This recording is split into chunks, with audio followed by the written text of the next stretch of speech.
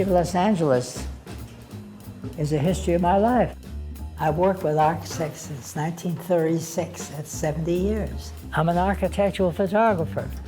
I was a good photographer from day one. A large part of my life of pictures are to the city. This is before Los Angeles had many high-rise buildings. It's all parking lots. It shows the mountains, it shows the Dodger Stadium. This photograph is history. All this is covered with tall buildings. I tell this to photographers. On a Sunday morning, when you're not working, or Saturday morning, go downtown and have a good time. Photograph everything. This picture is history. The only tall buildings was Robert Alexander was the architect who did the high-rise apartment buildings. That's all there is here. The Music Center was there, and the City Hall. The City Hall is here. It took a lot of courage for the builders, the contractors, the architects, to build those high-rise and build the Music Center here. People, you have to have vision. I was photographing the Music Center for a public relations man who did publicity for the Mark Taper Forum and the Music Center and the Amundsen Tower, the Dorothy Chandler Pavilion. This man was doing public relations for the Music Center. He said, Julius, the Mark Taper building is almost finished. Let's go down there and take some photographs to announce that the Taper Theater will be open to the public. We got down there. The construction people were still working, but the cast was already rehearsing the program. Seichel, brains, I have a vision. I said, wait a minute. He said, gee, it's too bad, maybe we should move the equipment away. I said, no, let me do it. Go inside and ask the producer of the play, since they're having dress rehearsals, bring the actresses and the people outside. I'm gonna pose them. Look at the cast here.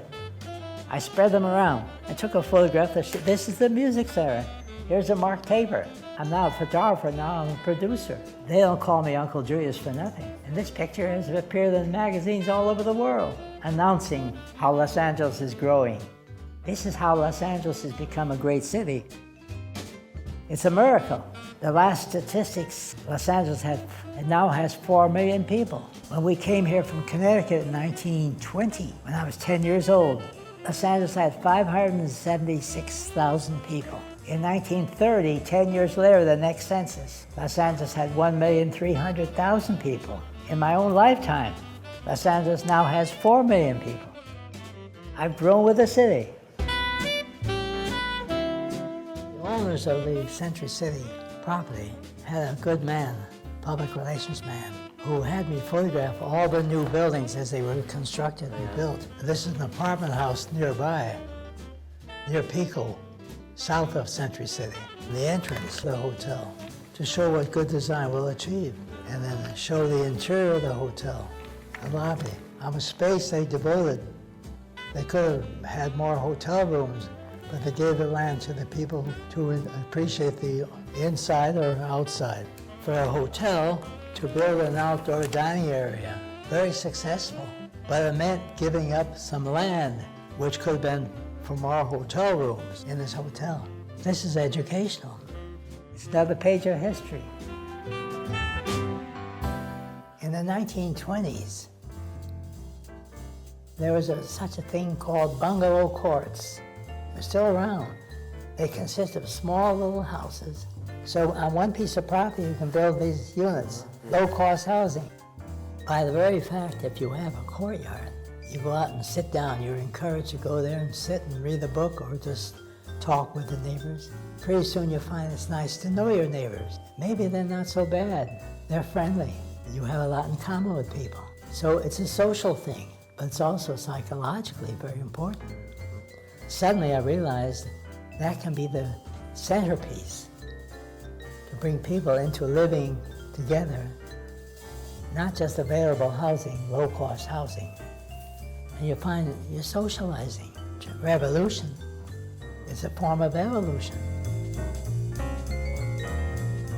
Aliso Village doesn't exist anymore. They had to tear it down practically to redesign it.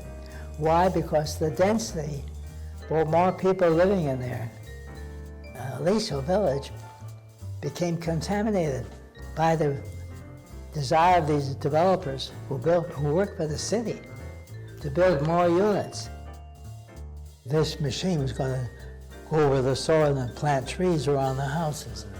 But they planted trees only where there was room. But they're secondary to the crowding of people into these units. Felt this is a menace. And when the architect saw this photograph, he said to me, "Why didn't you move that away?" I said, "No, I wanted to show it." But he was not interested in social structure as I was. I was always this way. My younger brother always called me a communist.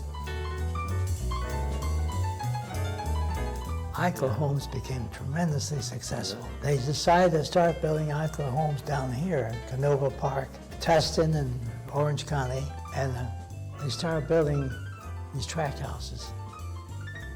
You make a composition which tells the story of the architecture. I put a plant in the foreground, had to cut the land, bring the lawnmower out here, kill with a bicycle. It's all planned.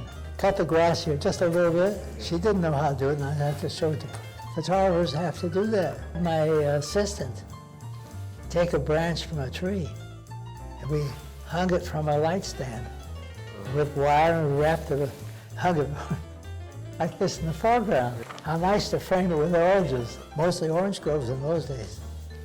So we saved the oranges for the picture.